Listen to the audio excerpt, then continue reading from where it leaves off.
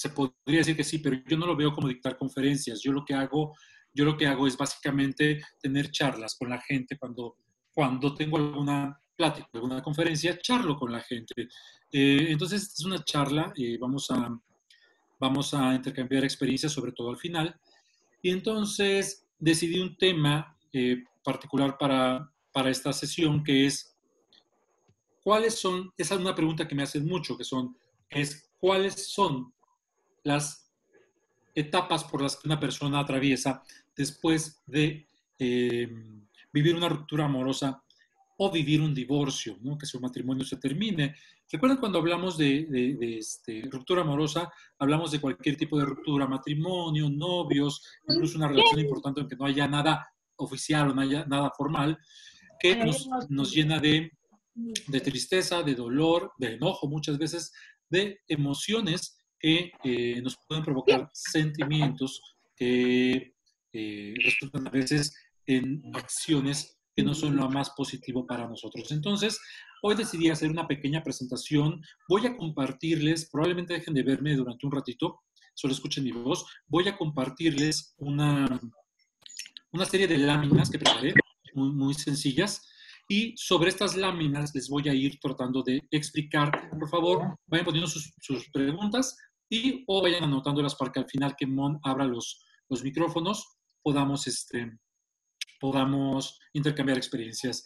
A ver, seguramente todos los que están aquí, o casi todos los que están aquí y que me siguen, son personas que están atravesando por rupturas amorosas, están atravesando incluso por una situación complicada, aunque no hayan dado el paso todavía hacia esa ruptura amorosa, están atravesando por una situación complicada en sus relaciones. Pueden ser relaciones que simplemente no están siendo los dos integrantes capaces de establecer acuerdos adecuados o de establecer una comunicación adecuada que los está llevando a tener problemas. Recuerden, y para empezar me gustaría decirles algo, la causa principal, la primera causa, y se los digo con toda la experiencia dedicándome a estos temas, la causa principal, por supuesto que hay muchas más, pero la causa principal para que una relación de pareja se termine no es la infidelidad ni la violencia, como muchos piensan.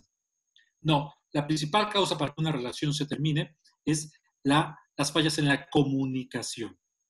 Cuando las fallas en la comunicación se solucionan, la pareja tiene muchas posibilidades de salir adelante. Yo siempre he pensado que la relación de pareja es algo por lo que vale la pena luchar, es algo por lo que vale la pena mantenerse ahí luchando por ello, pero siempre dentro de los límites razonablemente sanos. Entonces, una de las cuestiones que quiero mencionarles es que, pues, estamos a favor de las relaciones de pareja, pero que cuando esto no es posible, cuando el divorcio o la ruptura llega, pues también es importante conocer cómo le vamos a hacer para enfrentar esa situación que es absolutamente necesaria. Entonces, voy a empezar a compartirles las láminas que les dije, y a partir de estas láminas vamos a ir platicando. Entonces, espérenme un segundo. Aquí está la lámina. Tal vez me dejen de ver, pero si me dejan de escuchar, me dicen, por favor. Voy a compartir. ¿Ok? Vamos a ver en esta presentación que tenemos las fases del duelo amoroso, es decir, todo aquello que nosotros vamos a enfrentar posterior a la ruptura amorosa. Toda esta información, y eso sí lo quiero dejar muy claro, toda esta información está en mi primer libro, está dentro de mi primer libro, Supera tu divorcio ya, publicado por Editorial Pax, que pueden encontrar aquí al final. Monse les va a decir todos los datos para adquirir los libros, si es que es de su agrado. Entonces, toda esta información está dentro de este primer libro. ¿Qué vas a enfrentar cuando decides divorciarte, decides separarte? Antes que nada, una de las cosas importantes es saber que mientras más significativa haya sido la relación de pareja, significativa en cuanto a el valor que haya tenido esta relación en mi vida, lo importante que haya sido la persona, el tiempo que yo haya estado con esta persona, la dinámica, es decir, no será igual si una relación de pareja se termina teniendo hijos o ya teniendo una vida de familia, o no teniendo esas responsabilidades que los seguirán uniendo. O sea, mientras más significativa sea la relación que terminas, más prolongado puede llegar a ser el duelo amoroso. ¿Okay? Eso es, como sabes, yo siempre te he dicho en mis redes sociales, no te voy a mentir, yo te voy a decir las cosas como son, también no tengo la verdad absoluta, usa tu criterio. Y entonces, ¿qué vamos a enfrentar en las fases del duelo amoroso?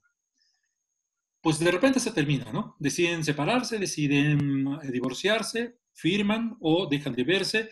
¿Qué es lo que ocurre? Hay 6 etapas fundamentales en el proceso de duelo amoroso. Cada una de estas 6 etapas tiene peculiaridades muy específicas. ¿Qué es un duelo amoroso?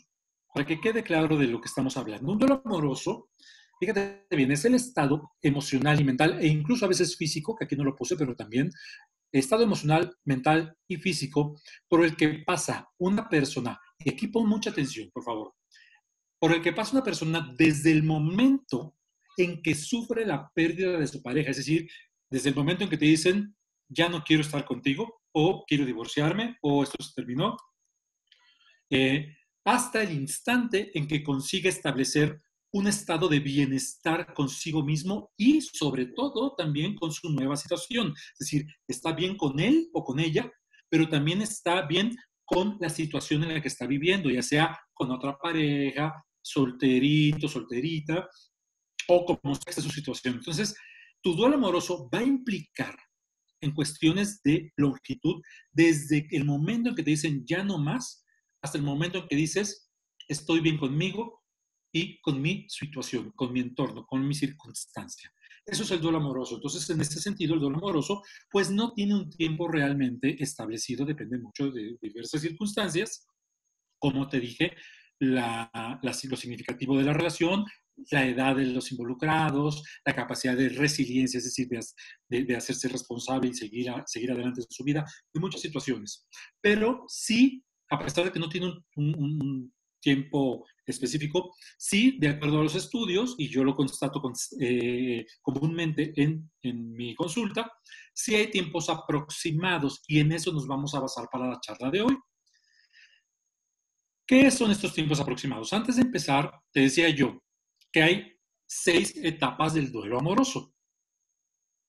La primera de estas etapas es la negación. ¿Ok? La segunda de estas etapas es el dolor. La tercera de las etapas es el enojo. La cuarta es el desprendimiento. La quinta va a ser la libertad. Y la última va a ser el perdón. Estas son las 6 etapas del duelo amoroso: negación, dolor, enojo, desprendimiento, libertad y finalmente el perdón. ¿Ok? Antes de empezar a explicarles qué es lo que vas a vivir en cada etapa, es importante saber lo siguiente. 4 puntos esenciales. ¿Cuáles son los 4 puntos esenciales que tú debes de estar súper consciente cuando enfrentes un duelo amoroso, una ruptura amorosa? Primer punto, las etapas del duelo deben forzosamente vivirse si es que realmente quieres superar a esta persona o a esta relación. Deben forzosamente vivirse, porque si no se viven, como ya lo hemos visto en otros videos, puede caer en un error que es agarrarse de otra persona y caer en una relación de rebote por el miedo que nos da vivir las etapas del duelo.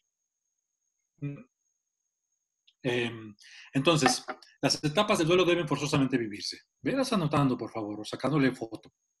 2.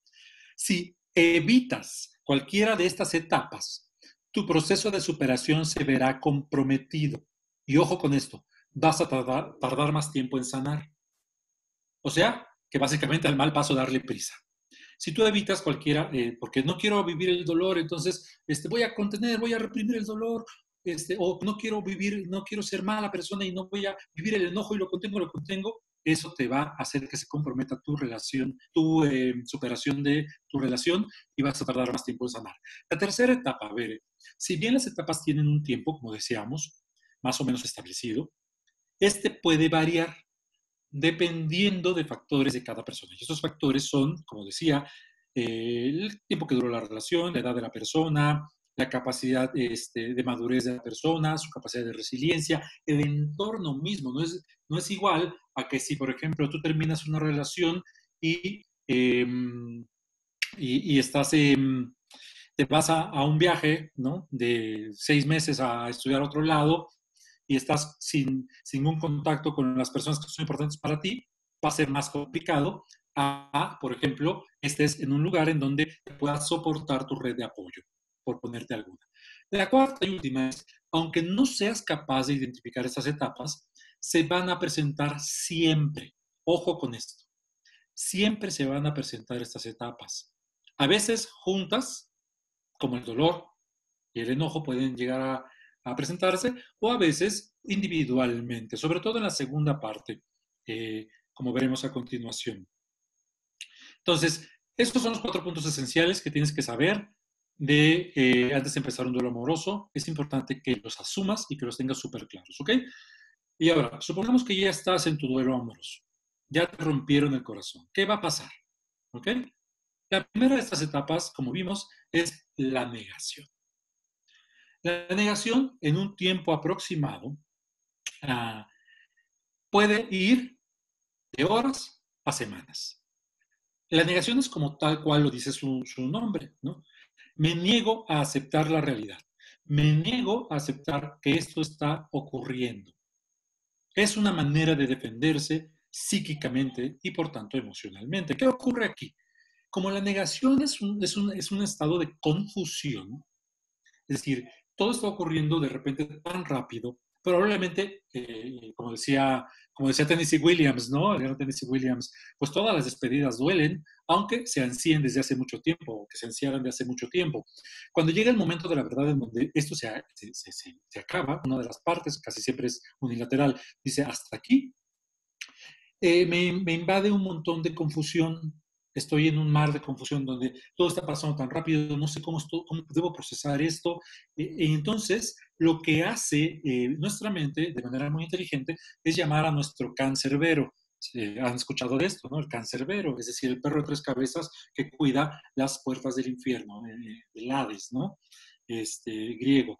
Um, este cancerbero lo que hace es rabiosamente y celosamente vigilar que nada entre a, eh, a lo que tenía establecido mi psique como algo seguro para mí. ¿Okay? La relación como estaba, aunque no estuviera bien, al menos eso me daba una certeza y eso era seguro para mí. Entonces, lo que hace cuando viene la negación, sale ese cancerbero a la puerta y dice, no va a pasar ninguna cuestión nueva aquí adentro, a mi lugar donde me siento seguro. Nadie va a pasar. Es decir, la realidad, no voy a dejar pasar la realidad.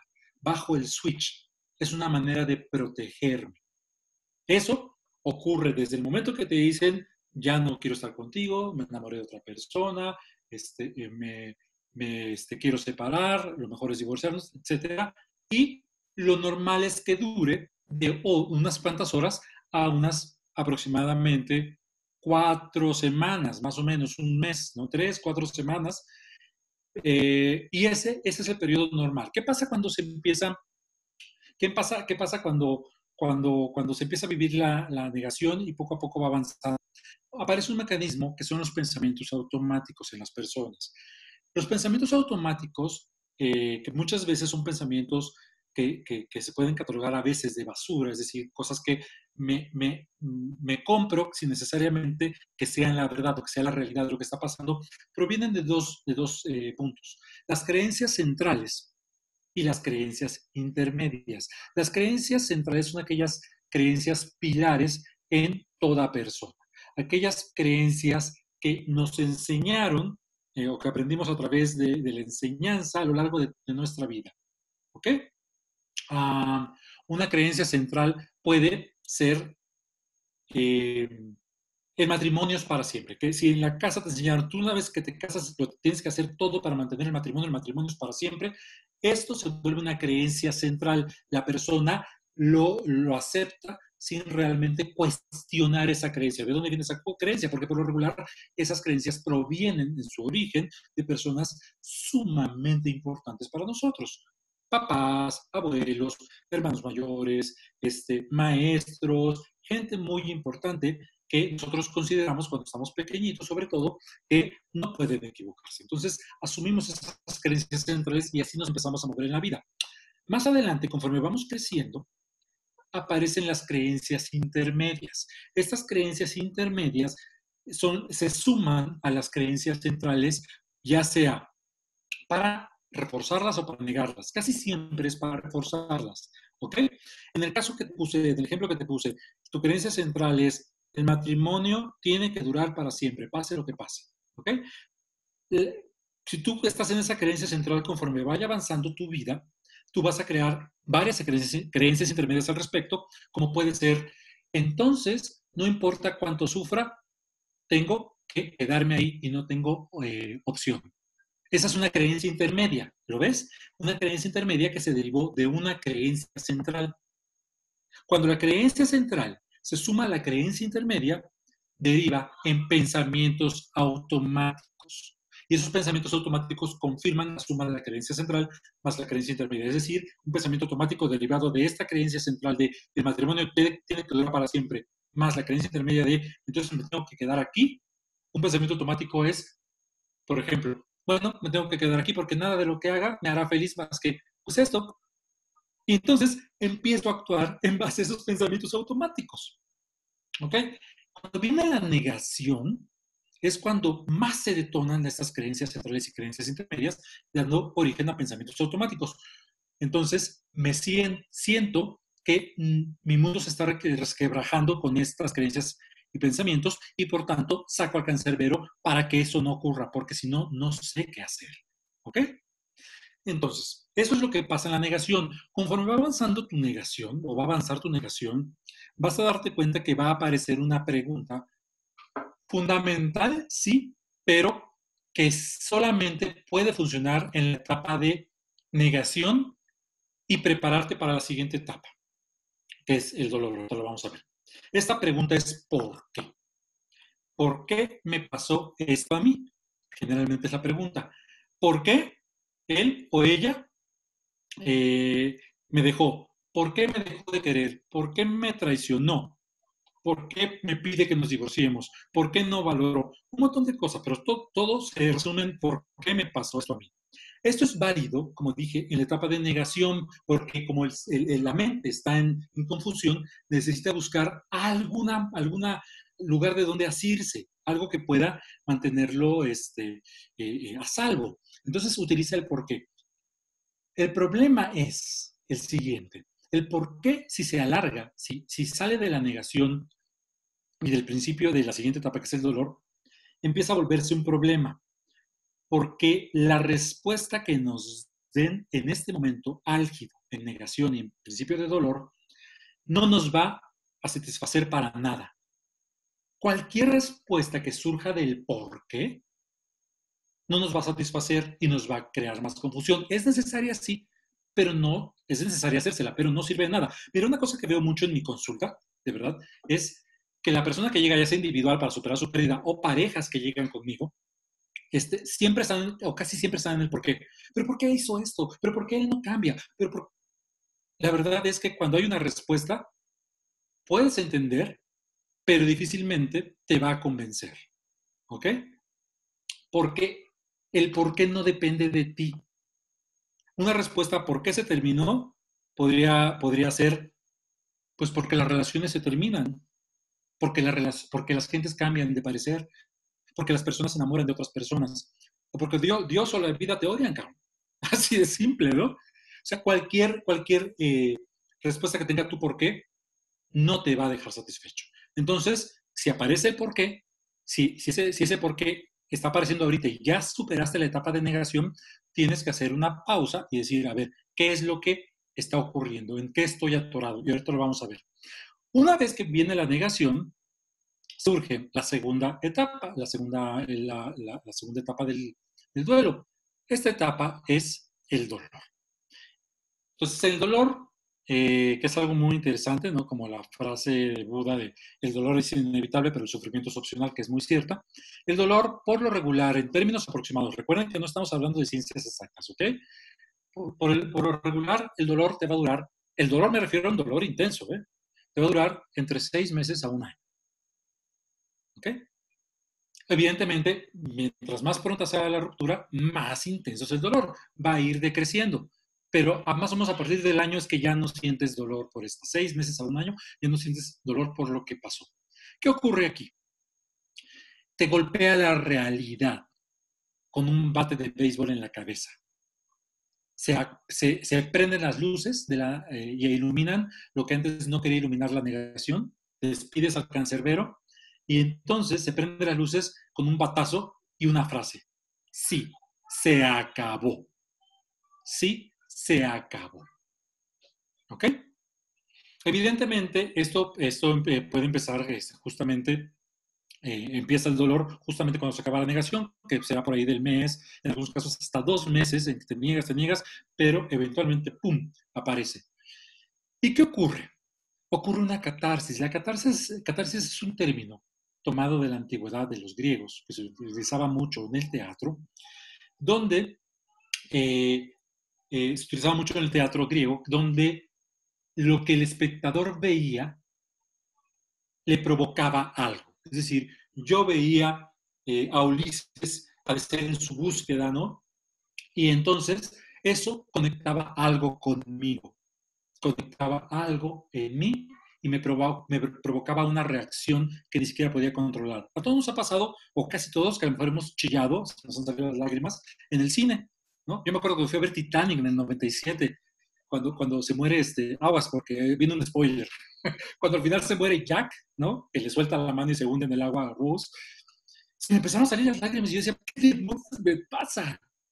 Fue una catarsis con algo de mi historia en aquel momento, etcétera, etcétera. Eso es una catarsis. Y entonces el dolor aflora. Y es una manera, los griegos utilizaban esto como una manera de sanar, de aprender y sanar. Y de hacer algo al respecto. Eso no viene mucho al caso, pero cuando se hacía al respecto a algo, eso ya llevaba otro término que era la anagnórisis. La catarsis y la anagnórisis van de la mano. Si quieren explorar un poco más, hay mucha información muy interesante en la filosofía en la red.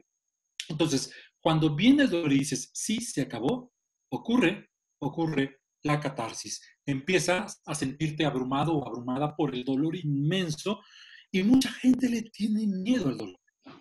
Y entonces lo empieza a reprimir. No, no, no, no tengo que doler porque soy débil, porque soy frágil. No, no, nada de eso. Lo contrario a lo que se pueda creer, y eso y lo pongo con una historia en mi libro, lo contrario a lo que se pueda creer, la mejor manera de evitar el sufrimiento es recibir el dolor. Esa es la mejor manera. Si tú no quieres estar en sufrimiento permanente y por tanto que tu duelo dure más, tienes que disponerte a vivir la catarsis y a ser arrasado por el dolor, porque va a ser, sobre todo, intenso, pero breve. Y eso te lo tienes que grabar muy bien, ¿ok? Mientras más intenso el dolor, más breve va a ser eso que sientes. El problema es que mucha gente dice, no, no me meto ahí, pero ni en drogas, ¿no? ¿Eh? Eso es un problema. Eso es una bronca. Hay que disponerse al dolor, a hacer la catarsis con toda su intensidad, porque eso es muy probable que acorte el proceso de duelo. ¿Ok? Nada más que aquí una cuestión. Si tú andas de intenso o de intensa con tu dolor más de un año, ahí ya tu dolor ya no es dolor. Ahí ya es una elección de sufrimiento. Y por tanto, el sufrimiento te puede acercar muchísimo a un peligroso abismo que se llama victimización. ¿Ok?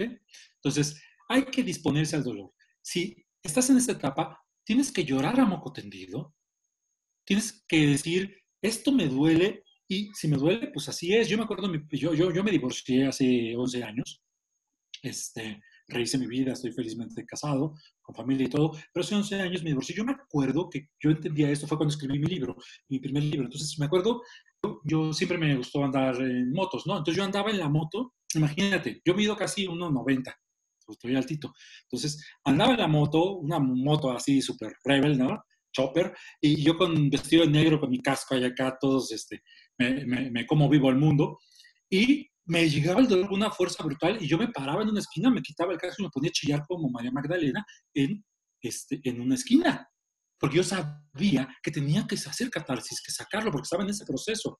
Y eso me ayudó mucho a salir de mi divorcio de una manera súper, súper estable. Entonces, ojo con eso. Finalmente, ¿cómo voy a provocar que el dolor sea intenso pero breve? Con varias cuestiones. Uno, la primera es apoyarte en tu gente. Ah, Deme un segundo porque me salí. Deme un segundo. Me salí de algo. Piqué algo y me salí. Deme un segundito. Ahorita me meto nuevamente. A ver. Voy a dejar de compartir y voy a volver a compartir porque me salí y no sé qué hice. Algo le piqué sin darme cuenta. Ahorita me vuelvo a compartir y retomamos ese punto.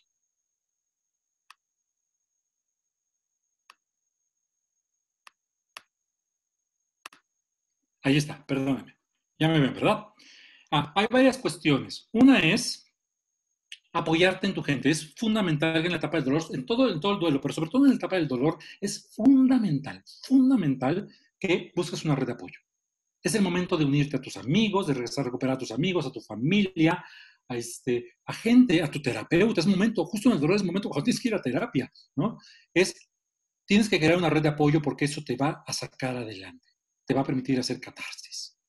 Otra cosa que te va a permitir hacer catarsis, fíjate, me sorprende mucho que la gente en el dolor no va con el terapeuta a hablar, no habla con sus amigos, no habla con su familia, piensa que debe enfrentar como roble, o yo voy a morir de pie como los robles, ¿no? No, no, necesitas hablar de lo que te está pasando porque si no, haz de cuenta que tú comes algo que te cae mal, ¿no? Unos tacos que te caen en mal estado, estaban en mal estado y te caen mal. Entonces, tienes un montón de porquería adentro, pero tú dices, no voy a cagar, no voy a ir al baño, porque así yo solito voy a poder procesarlo, voy a reciclar. Tú te vas a terminar haciendo popó encima, tarde o temprano, te vas a vomitar. Es lo mismo, nada más que a nivel emocional. Tienes algo que está echado a perder adentro de ti y entonces tienes que tener una diarrea. Y en este caso yo le llamo diarrea verbal. Literal, habla con la gente, habla con las personas, habla con personas que te puedan, que estén dispuestas a escucharte. Muchas veces uno no lo hace porque dice, ay, no, voy a aburrir a mis amigos. Bueno, si son tus amigos, ya les tocará a ellos y ellos sabrán que tú estés ahí. Si son tus amigos, van a tener que aguantar. En algún momento esas personas, después de un lapso, probablemente de los 6 meses, te van a decir, oye, ya, chole, ¿no? Ya hay que hacer otra cosa, vamos a empezar a hablar otras cosas. Pero si es gente que te va a apoyar realmente, va a aguantar tu diarrea verbal porque sabe que necesitas hacerlo, hablar de eso. Entonces, y el punto final para lidiar con el dolor es que tienes que aceptar que no hay manera en el dolor de evitar la imparcialidad. Es decir, en ese momento ocurre la satanización. ¿Qué es la satanización? El otro es el demonio, el otro es el diablo. Y él está haciendo lo mismo conmigo, ¿eh? O ella. Entonces, es necesario vivir eso. El otro tiene que tener la culpa, el otro es el maldito, el otro. Y mis amigas me dicen, sí, amiguita, tienes razón. Ya después me dirán seguramente que no. O buscar a una sola persona, como puede ser un terapeuta, que sí te pueda llevar hacia lo imparcial. ¿Ok? No hay forma de evitar la parcialidad en este momento. ¿Ok? Todo va a ser parcial. No te pelees con eso. Esa es la segunda etapa, la del dolor. Vayan anotando para hacer sus preguntas, ¿ok? Y finalmente llegamos al fin, a la tercera etapa que forma parte del bloque de la etapa de purga, como yo le llamo. Ya ves que son 6 etapas. Las 3 primeras son purga y las 13 siguientes son recuperación, ¿ok? La tercera etapa es la del enojo, ¿ok? Este enojo puede durar de 6 meses a 2 años, incluso puede durar muchísimo más, puede durar hasta toda la vida. Yo cada vez que hablo de esto me acuerdo del ejemplo de un conocido, no era mi amigo, pero de un conocido que conocía a través de cuestiones de trabajo. Y entonces me acuerdo que una vez me lo encontré y estuvimos platicando cómo te ha ido todo, y de repente me dice, ¿eres divorciado? Y le digo, sí, sí, hace rato que me divorcié.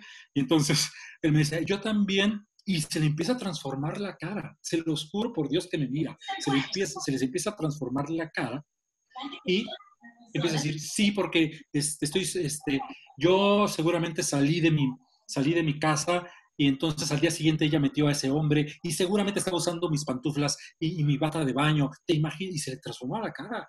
Yo hasta me di 2 pasos para atrás y dije, si revienta, no quiero que me manche, ¿no? Entonces, y le pregunto, oye, pues debe ser terrible, acaba de pasar eso. Y me dice, no, pasó hace 10 años. Hace 10 años había ocurrido eso. Y el hombre seguía hablando con un enojo tal, porque obviamente no había llevado su proceso de duelo adecuadamente, como si hubiera ocurrido hace una semana. Entonces el enojo es una de las emociones. Recuerden que las emociones no son malas o buenas per se. Pueden provocar cuestiones inadecuadas, poco sanas o sanas. Eso ya depende, ¿no? De cada quien. Las emociones por sí solas no son malas. Simplemente son. El enojo no es malo. El enojo es una emoción nada más. Pero el enojo puede derivar en cuestiones que sí pueden ser súper negativas para nosotros, como este ejemplo que les estoy poniendo. Entonces, el enojo puede, más o menos, en tiempo promedio, dura de 6 meses a 2 años en un proceso de duelo normal, digamos. ¿Ok? ¿Qué pasa en el enojo? Aquí una cosa muy importante. Cuando sientas enojo, buenas noticias porque estás avanzando. Significa que ya seguro pasaste tu proceso de negación y tu proceso de dolor está avanzando. Muchas veces se traslapan el enojo y el dolor, pueden aparecer juntas, por eso ahí ven que también tiene el periodo de 6 meses. Pero es una buena noticia que sientas enojo por la otra persona. Estás avanzando y tú puedes decir, es que no tengo por qué enojarme con esta persona porque a pesar de todo fue maravillosa. Sí, está bien, pero te enoja el hecho. A cualquiera le enoja el hecho que le digan, ya no quiero estar contigo. Y uno tiene que asumir eso y no hay nada de malo. ¿Ok? Es natural y es bueno para procesar lo que está ocurriendo. ¿Ok? ¿A qué pasa aquí? Aquí aparecen dos hermanas incómodas, como le llamo, en el enojo. Mira, grábate bien lo que te voy a decir. Grábense bien lo que les voy a decir a continuación. Cuando alguien está enojado constantemente, cuando vemos a personas enojadas constantemente, que por todo están enojadas, o si yo soy una de esas personas, es una persona que está triste. ¿Ok? El enojo es tristeza acumulada que no ha encontrado un cauce adecuado más que ese negativo con la acción, no con la emoción, con la acción. Y muchas veces la tristeza proviene de un patrón denominado culpa, de un sentimiento denominado culpa. Entonces, cuando estás en la etapa del enojo, es cuando más tristeza y más culpa vas a sentir con respecto a lo que está ocurriendo. ¿Ok? Entonces, a ver, déjeme ver. Déjeme ver tantito, voy a dejar de compartir. Me dicen que no se están viendo las imágenes. Lo volví a compartir. A ver, vamos a tratar de compartir nuevamente.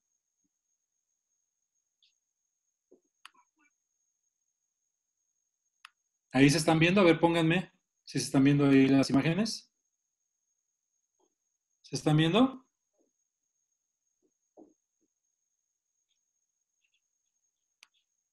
¿Sí se pudo? ¿Ya? Ok. Lo quité, pero ahí va otra vez. Monse me avisa si no se ven las imágenes. Perdóneme, pero es que esto de la tecnología pues no es mucho para mí. Pero ahí va. Entonces le decía, a ver, en este momento hay están las semanas incómodas, la tristeza y la culpa. Entonces, si sientes tristeza y culpa, puedes estar bastante segura de que probablemente estás atravesando la tercera etapa, que es el enojo. ¿Ok? Ahora, algo súper importante del enojo, súper importante, chicos, chicas, ¿ok? Es lo siguiente. Aquí sí tomen mucha nota. Enojo no significa agresión o violencia hacia el otro. ¿Ok? Ojo con esto, porque aquí es donde falla mucha gente. Aquí es donde, por la etapa del enojo, me voy con todo y a la yugular a la otra persona. Le hago la vida imposible. ¿Saben cuál es uno de los ejemplos más tristes de cuando alguien está en enojo y está siendo súper agresivo y violento y hacia la otra persona? En el caso de las mamás o los papás que utilizan a los hijos como armas contra el otro papá.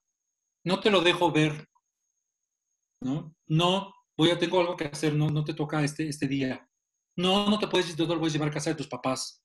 Ese tipo de cuestiones, esa persona está en la etapa del enojo, pero está confundiendo el enojo con agresión. Y son dos cosas distintas. La agresión es una elección que se toma a partir del enojo. La agresión puede derivarse o no, y eso depende de mi elección a partir de mi enojo. ¿Ok? Cuidado con eso. Cuidado con eso, porque en realidad cuando eso pasa, cuando el enojo se vuelve agresión, el otro reacciona igual, eso va a ser evidente en la mayoría de los casos. Y también no hay ninguna ganancia, solo pérdida. El único que se está afectando eres tú, o la única, y en este caso que les puse de ejemplo, los niños. El otro podrá sufrir, el otro podrá sufrir un rato, pero va a tener que adecuarse, o tarde o temprano lo va a hacer. No hay ninguna ganancia. Ahora, ¿qué hacer para no convertir el enojo en agresión? ¿Ok? Buscar actos creativos para liberar el enojo. ¿Ok? Para liberar ese vapor, como si fuera una olla de vapor, para liberar ese vapor del enojo hay que buscar actos creativos. Así que en el momento en que tú sientes que estás en la etapa del enojo, es súper importante buscar un acto creativo. Por ejemplo, puede ser algo, llevar a cabo, aprender algo o llevar a cabo, hacer un proyecto que habías dejado postergado y que nunca te habías atrevido a utilizar todo este enojo en un acto creativo que, ¡pum!, haga despegar ese proyecto que tenías, ese negocio, ese libro que pensabas escribir, como aquí tu servilleta lo hizo, etcétera. Esa es una opción. Otra opción es utilizar ese enojo en una cuestión creativa, por ejemplo, física, deporte, un aprendizaje, ¿no? A nivel intelectual también puede ser, o en dar tu tiempo o comprometerte con algo más grande que tú mismo. En ese momento mucha gente empieza a utilizar el envión de su enojo para unirse a causas de caridad, para ayudar a otras personas, para hacer voluntariado. Esto es muy positivo y nos aleja de la agresión con respecto a nuestro ex. ¿Ok? Estas son las primeras tres, son las tres primeras etapas del proceso de duelo. Bien, ahora, esta es la etapa de purga. Estamos hablando de un proceso que va de 6 a 2 años en total, desde la negación hasta el proceso del enojo. ¿Okay? ¿Qué pasa después? Después vienen otras tres etapas que son la etapa de recuperación, como yo la llamo, o el bloque de recuperación. ¿Con qué se empieza? Una vez que, sobre todo, empezaste a utilizar tu enojo y parte de tu dolor para un acto creativo, para ti mismo y para los demás, en positivo, empieza a aparecer esta etapa, que es el desprendimiento. Y como tal, su nombre lo dice, empiezas a desprenderte. ¿De qué te desprendes? Bueno, este desprendimiento ocurre por lo regular a partir del año de duelo. ¿Ok? ¿De qué depende? ¿De qué te desprendes? Bueno, antes de que vayamos a eso, en esta etapa de desprendimiento, cuando empiezas a desprenderte de todas las actitudes, los sentimientos y las emociones que antes te hacían sufrir, es eso de lo que empiezas a desprenderte, o sea, empiezas a desprenderte de tu ex, básicamente, y de esa relación, empiezas a sentirte súper bien. Ojo con esto. Empiezas a sentirte súper bien y que empiezas a otra vez a retomar tu vida, y que ahí vas, y que incluso aquí empiezas a salir con algunas personas, etcétera, y de repente, ¡pum!, te hundes en lo que muchas veces uno llama, ay, me deprimí, estoy en la depre, me volví a deprimir. Literalmente sí, o sea, te deprimes, vas hacia abajo, pero no en términos clínicos, ¿no? Médicos. Eh, Hay ligeras recaídas. De repente estás súper bien y ¡pum!, amaneces un día y después permaneces 2 o 3 o 4 días o hasta una semana súper a depre. Y entonces aquí la gente se asusta porque dice, no puede ser, no, me he hecho pato, no he avanzado para nada. No es cierto eso. Ojo, no es cierto, esto es normal. Son ligeras recaídas. ¿Por qué? Porque tu esquema mental y emocional está reaprendiendo y se está reajustando a un nuevo esquema mental y emocional. Entonces, pues es como cualquier aprendizaje. No lo vas a dominar a la primera, vas a cometer errores. Ya puse el tornillo donde no iba. Bueno, tengo que aprender, ¿ok? Y poco a poco estas ligeras recaídas van a espaciarse cada vez más hasta que pases a la siguiente etapa. ¿Sí? Así que no te asustes, ¿ok? ¿Qué pasa aquí? Empiezas a desprenderte de estos sentimientos y emociones que pueden llevar a cuestiones negativas o de sufrimiento y aquí empieza a aparecer una actitud fundamental. ¿Ok? ¿Cuál es? Aparece la empatía. ¿Qué es la empatía? La empatía es empezar a comprender que todas las personas tienen motivos para hacer lo que hacen. Y aunque esos motivos no sean algo que yo acepte o que yo haría, soy capaz de respetarlo. Tú tienes tus motivos, yo no lo hubiera hecho así, yo no lo comparto ese motivo, pero lo que sí entiendo empáticamente es que ese fue tu motivo para terminar la relación, por ejemplo. Cuando aparece la empatía, que además es el rasgo que nos hace humanos y que todos estamos codificados por medio de las neuronas espejo para tener empatía, cuando aparece la empatía, maravillosamente aparece algo. El futuro empieza a aclararse.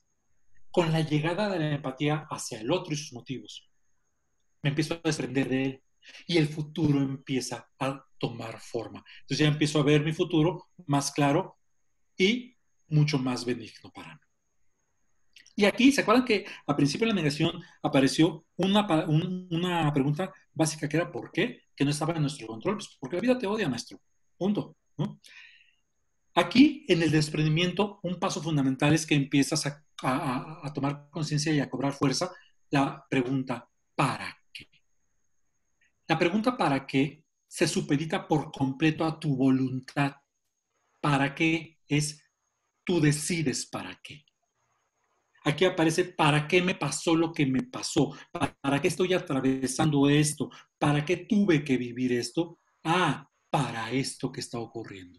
Ah, para esto a lo que yo me quiero dirigir, para esto que yo quiero aprender y crecer con ello. Entonces, al inicio del segundo bloque, el bloque de recuperación, aparece la pregunta ¿para qué? ¿Para qué esto? No solamente puede ser el por qué, porque me pasó y porque entonces sufro. No, ¿para qué? ¿Cómo lo voy a utilizar? ¿Cómo yo voy a saltar de manera resiliente este obstáculo? Esas son las tres características del desprendimiento que aparece a partir del año, ¿ok? Nos acercamos ya casi al final. La quinta etapa es la libertad. Y la libertad aparece más o menos, y esto lo veo constantemente en consulta, a partir del año y medio después de la ruptura. Y de hecho, por ahí hay un estudio que hicieron, ahí, esto viene en mi nuevo libro, no es en mi nuevo libro justo, en el que pues iba a salir en 2020, pero espero que sí va a sacar el 2020, pero ya con todo esto que pasó, ojalá y no nos vayamos al 2021, viene un estudio en donde con muchísima gente se hizo un estudio acerca de cuánto duraba la ruptura amorosa y el promedio arrojado es prácticamente de un año y medio, 17 meses con 27 o 28 días, no recuerdo exactamente. Y eso es consistente con lo que yo veo en consulta. A partir del año y medio, las personas entran a libertad. Ya son empáticas con ellos, con el otro, con la situación, empiezan a disfrutar de su nueva vida. ¿Y qué aparece? Estás del otro lado, ¿no? Ya empiezas a estar del otro lado, ya empiezas a ver en este futuro que se aclaró, empiezas a revivir en estas ganas de experimentar todo lo que quieres experimentar. ¿Por qué? Porque justo aquí es lo que usamos Gestalt, justo aquí es cuando este círculo se empieza a cerrar y justo cuando se cierra, ¡pum!, se empieza a abrir otro. Un nuevo círculo que empieza a caminar, no solamente con otra pareja, a veces sí, pero no necesariamente con otra pareja, sino conmigo mismo y con lo que quiero en la vida. ¿Ok? El gran Francesco Alberoni, les recomiendo mucho su libro Enamoramiento y Amor de Francesco Alberoni, editorial Gedisa, el gran maestro italiano del amor y el enamoramiento, llama esto de manera maravillosa la prehistoria, o más bien la historia que antes había con esa relación, se convierte en prehistoria y una nueva historia empieza a surgir. Y a veces esa historia es lo que llama Alberoni el estado naciente, es decir, el enamoramiento por otro ser. A veces no, pero a veces sí. ¿Ok? Entonces empiezas a disfrutar tu libertad. ¿Y qué pasa? Te prepara para la última gran etapa en donde completas tu duelo amoroso. Y esa etapa es el perdón. ¿Qué ocurre en la última etapa? La del perdón. Esta etapa empieza pues, a partir de los 2 a 3 años, en promedio, depende de cuánto haya durado el duelo. ¿Y qué ocurre aquí? Dos cosas. Uno, te empiezas a dar cuenta que superar a tu ex, como puse ahí en alguna de mis publicaciones, no es una carrera de velocidad, sino de resistencia. Y como es una carrera de resistencia, es una competencia, sí, contigo mismo o contigo misma, no con el otro. No voy a perdonar al otro o a la otra para que vea qué bueno soy y que ya lo superé, ¿no? De las famosas frases, sí, yo te perdoné, hijo de... ¿no? O sea, la verdad es que no es cierto, ¿ok? Aquí te das cuenta de que no es una competencia, empiezas a aceptar varias cosas. Una es derribar los mitos del perdón. Uno de los grandes mitos del perdón que impide que perdonemos es creer que si yo perdono, el otro gana. El otro me ganó, yo lo perdono antes. ¿Cómo lo voy a perdonar si me puso los cuernos al infeliz? ¿Cómo lo voy a perdonar si decidió dejar a nuestra familia e irse a vivir su vida soltera? Bueno, no es una competencia. No lo es. No te va a ganar si tú perdonas. El perdón es para uno. Eso te lo tienes que guardar en lo más profundo de tu ser. Cuando tú perdonas a alguien que te lastimó, no es un regalo que le haces a esa persona, es un regalo que te haces a ti mismo, a ti misma, ¿Por qué? Porque descansas y cierras tu ciclo. Cierras tu ciclo. No el de esa persona, el tuyo. Estás listo, lista para algo más. Entonces es fundamental que cuando llegas a, si lo perdono me gana, digas, momento, no es una competencia. Él o ella sabrá qué hacer con eso. Yo sé lo que esto va a significar para mí. Y entonces suelto, dejo ir. Suelto y empiezo. Suelto y empiezo. Tú no puedes empezar algo que realmente se convierta en algo significativo en tu vida si no sueltas. Eso es imposible, ¿cómo crees? O si sueltas pero te agarras de alguien que te resuelva lo tuyo, pues al final te va a terminar cobrando un precio muy alto. Para empezar algo que dependa de ti, que tenga un significado muy profundo y permanente, debes de soltar lo que ya no está en tu vida. Y para eso es el perdón. ¿Okay? Estas son las 6 etapas, por supuesto, porque todo esto lo vas a encontrar completamente estructurado y muchas cosas más en mi primer libro, en Supera tu divorcio ya, de Editorial Pax. Aquí ahorita al final no sé si les voy a decir cómo. Y bueno, miren, es importante recordar, ya para terminar, es importante recordar dos pequeñas cosas, pero muy importantes. Una, que en realidad no importa si no quieres pasar por el duelo amoroso. Este tiene que pasar a través de ti para sanar. Esto quiere decir que si tú postergas tu duelo amoroso y te vas a una relación de rebote o vas de relación en relación evitando tu duelo amoroso, no vas a sanar, porque tarde o temprano el duelo va a tener que pasar por ti. Y yo diría, no sé, qué opinan ustedes, pero es mejor vivir un duelo a la vez que 3 duelos por las 3 personas que se juntaron. ¿No creen? Así que más vale que vayas entendiendo de lo que se trata y te dispongas a empezar a vivir este duelo.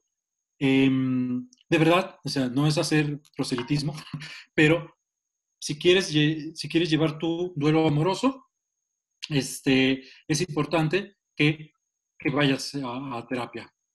Aquí dejo mis contactos. Herrera Galloso en Instagram me puedes seguir, visita Herrera Galloso fanpage, en Facebook y en Spotify y en YouTube, Supera el Divorcio Ya. Si quieres agendar una sesión conmigo, ahí está el número, 3489-8281. No es mi número, ojo, porque muchas veces me dice Elena que le cuentan toda su historia. Oiga, doctor, es que mire, y ella le tiene que decir con la pena, es el número de su asistente, no es el número del doctor. Entonces, le di instrucciones a Elena que solamente sea por medio de WhatsApp, porque la verdad es que ya antes lo dábamos, contestaba, y han intentado extorsionar y cosas, ya saben dónde vivimos, ¿no?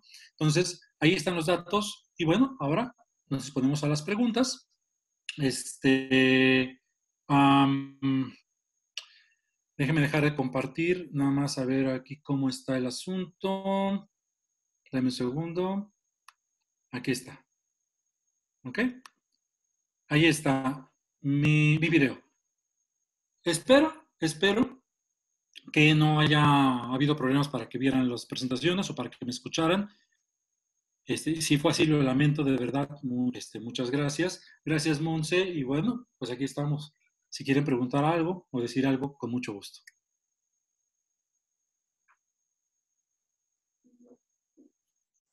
Vicente, muchas gracias. ¿Quiere preguntar algo? No te escucho, Monse, así que si quieres abrirle el audio a alguien o cómo quieren hacerlo, por chat, por aquí andamos. Se escucha por aquí. A ver, tenemos una primera pregunta mientras abrimos el audio. Mi pregunta es, la chica con la que estaba saliendo me sigue buscando y no compaginamos mucho, pero tiene 3 hijos y yo tengo muy pocas responsabilidades y se ofende cuando yo menciono el hecho que tengo muchas metas por hacer y no quiero poder tener una relación por el momento. ¿Estoy siendo cruel o honesto a ti mismo? Sí, a ver, mira, O sea, a veces el del honestidad puede centenario del confundir con primer puesto crueldad, de pero pues bueno, revistas. mientras tú estés claro y le digas, mira, esta Es es la que acuérdate situación, que si no se nos pone lamento mucho si de que no por sí hayamos podido ya coincidir, suficiente eso nos se trata de tardamos un buen coincidir, en mandarle esta es esto, mi ¿no? situación, pues bueno, creo que hay honestidad y qué bueno que seas honesto. También puedes preguntarte si la manera de decírselo está siendo también la correcta. A lo mejor por ahí podría venir lo tuyo, ¿no? Gracias, Ani. Gracias. Araceli, ¿qué puedo hacer si él y yo somos socios en negocio y debemos de vernos todos los días? Dedicarte exclusivamente a hablar con esa persona, solamente del negocio. Igual que si tienes niños con esa persona, solamente hablen del negocio, solamente hablen de los niños. Si él no lo hagas tú, y si él se quiere meter en otros temas, decirle, de eso no voy a hablar contigo. Estamos aquí como socios para solucionar esto del negocio, o con los niños, estamos aquí para solucionar temas de los niños. No me meto en cuestiones de mí, de ti, tú no te metas en cuestiones de mí, y esta es la mejor manera de empezar a procesar el duelo en esos casos. De nada, Araceli dice, quiten su audio. Muchas gracias. Jackie, ¿cómo se vive el duelo de una víctima de un psicópata integrado? Como ya lo saben, yo siempre tengo mis dudas de esto, de psicópatas. Ya todo el mundo son psicópatas integrados. No hay tantos psicópatas integrados. Desde mi perspectiva, respeto mucho, particularmente a ese autor que dice que hay muchísimos. Pues se vive igual básicamente con los mismos procesos, nada más que evidentemente la parte del dolor y del enojo muy probablemente sean más intensas. Necesitará más guía, necesitará sacar muchas más cosas por la misma dinámica de la relación en la que ha vivido. Pero básicamente se vive igual, Jackie. De nada, Araceli, ¿cómo se vive el duelo en estos tiempos de ansiedad, soledad y desesperación? Esa es una buena pregunta. A ver, en estos tiempos, por supuesto que hay mucha más cuestión de ansiedad por todo lo que estamos viviendo. La verdad es que sí se vive más intenso, hay mucha más tendencia a que las emociones nos deriven en sentimientos negativos y los vivamos de manera más intensa. Sin embargo, una cosa que puede ayudar mucho es recordar que nuestros sentimientos y emociones no son hechos. Eso sí lo tienen que recordar siempre. No son hechos. Que tú te estás sintiendo como te estás sintiendo, sobre todo por el confinamiento y por qué. Porque a lo mejor sientes que tus sentimientos y tus emociones son más álgidas que lo normal. Tienes que recordar que tú te sientas de esa manera no significa que tu vida realmente esté de esa manera. Puede haber muchas más opciones que pueden estar alrededor de tu vida que no estés viendo. Pero en estos momentos, más que nunca, es cuando pues debes de apoyarte en tu red de apoyo para buscar esta atención, esta seguridad. Tomás, muchas gracias por tus palabras. Está cambiando conmigo de buen o mal humor, cómo confrontarlo, haciéndote cargo de lo tuyo, Tomás. Eso es cuestión de ella, no es cuestión tuya, es cuestión de la otra persona siempre. Lo que sí tú tienes que decir es, yo elijo si mi bienestar está a la deriva de acuerdo a otra persona. Si tú empiezas a decir la cuestión de que la persona esté enojada o de buen humor o de mal humor, no tiene por qué afectar realmente mi manera de ver la vida. Eso es un muy buen inicio. Perdón, es que aquí como que avanzan muy rápido las preguntas y apenas estoy agarrando el lado. A ver, ¿qué es un psicópata integrado? Un psicópata integrado es básicamente una persona que tiene ciertos trastornos, como uno de ellos puede ser el trastorno disocial o el trastorno narcisista de la personalidad, que es funcional en gran parte de su vida, pero que tiene arrebatos o explosiones que pueden poner en peligro físico, mental, emocionalmente a otra persona, de manera constante, particularmente a su pareja. Bueno, aquí Monse está poniendo los links para los libros, también hay ebooks. Marta, ¿se puede sentir dolor y enojo por el duelo? Sí, claro, por supuesto, es lo que traté de explicar. Son dos cosas que son imprescindibles vivir. Entonces, más bien que se disponga uno a estar en eso. Monse, 40% de descuento y envío a todo México los libros de Aquí tu servilleta. Si mi expareja está sufriendo durante la separación, me siento mal por verla sufrir, pero siento que ella tiene que vivir su pérdida y caminar esto sola. Estoy siendo muy indiferente. Yo creo que te estás sintiendo muy culpable, más bien, Iván, por lo que estás preguntando. Ella no es tu responsabilidad, lo que acabo de explicar a Tomás. O sea, no es mi responsabilidad cómo se siente la otra persona. Esa persona se siente así porque quiere, ¿ok? Ella tendrá, en efecto, que enfrentar esa situación y tú tendrás que resolver lo tuyo, porque a fuerza ni los zapatos entran. O sea, las personas cambiamos de opinión, somos libres de cambiar de opinión, particularmente en el amor. Pues ya no te amaba, ya no te amo. Y eso es normal y pasa todo el tiempo y pues esa persona tendrá que asumir su derrota en este caso y hacer lo necesario. ¿Ya te tocará a ti alguna vez o ya te ha tocado a ti alguna vez? Cuidado con la culpa.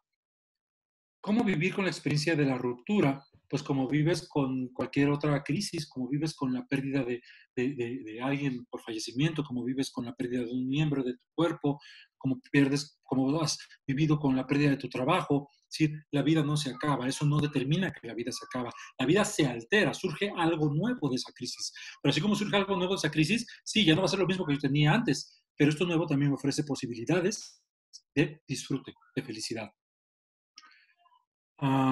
Sí, ¿qué hago con la impotencia de que mi pareja ha estado diciendo que me dejó por mi carácter cuando fue por él? Siempre me fue infiel y tenía conversaciones con otras mujeres.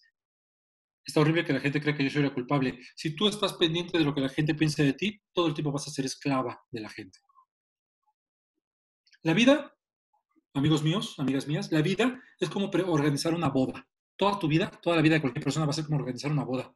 Siempre va a haber la tía enojona que va a decir, no me gustó, no me gustó la comida. Y puedes hacer algo con eso. Es tu vida, son tus reglas. Si él anda diciendo eso, es un proceso natural que traté de explicar de la satanización. O sea, esa es su manera, buena, mala, regular, de enfrentar su pérdida. ¿Ok? O sea, mientras no sea algo que realmente, no en tu cabecita ni en tu corazoncito, que realmente te cause problemas, pues que digan lo que sepan. Supongo que ahorita alguien está diciendo, hablando a tus espaldas. En este momento que tú y yo estamos hablando, alguien está hablando a tus espaldas, ¿no? Está diciendo, ay, esa Annie, qué mala mujer, de verdad. Yo siempre dije que era una recabrona, que era súper mala. Ahorita lo está diciendo. ¿No te estás enterando? ¿Te causa algo? ¿Te causa algo? No, ¿verdad? Eso es lo que tenemos que aprender a hacer. Lo que está en nuestro control, me hago cargo de ello. Lo que no está en mi control, ni me meto ahí. ¿Para qué? Y eso va a seguir pasando, va a seguir satanizándote. Eso lo define a él como persona, no te define a ti. Lo define a él como persona, no a Annie. No seas esclava de los demás. Saludos. ¿Tus libros se conseguirán en Colombia? A ver, Monse, que si los libros se consiguen en Colombia, que si se mandan para allá. Ahorita Monse te responde. También pueden escribirme, dice Monse, a promoción@editorialpax.com. Acuérdense que Pax va con X al final. Promoción@editorialpax.com a Monse Ramírez, Montserrat Ramírez. Para envíos fuera de México, pues aquí está Jackie, tu respuesta. Recuerdo que una vez compartí una analogía sobre una pareja que le gustan mucho los pasteles, pero su pareja no es panadero o pastelero. Cuando uno busca pareja, debemos usar filtros desde el inicio o dejar que las cosas se vayan dando. Yo creo que dejar que las cosas se vayan dando, pero ir filtrando poco a poco conforme la relación va avanzando. O sea, hay que estar alertas para ver, oye, pues las señales me están indicando que tal vez esta persona no lo es. Tengo que hacerle caso a eso mientras va fluyendo la situación, ¿no? No confundas el que vaya fluyendo con hacerte de la vista gorda. ¿Ok?